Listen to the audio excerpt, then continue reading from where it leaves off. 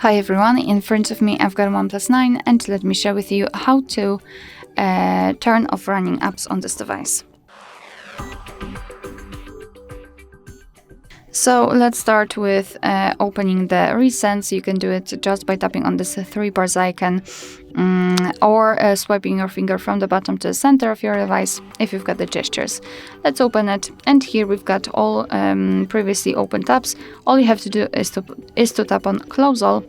We've got this information, we can check the recents again, and here we've got no recent task, which means that we just successfully turned off all open tabs. Alright, so that will be all. Thank you so much for watching. I hope that this video was helpful, and if it was, please hit the subscribe button and leave the thumbs up.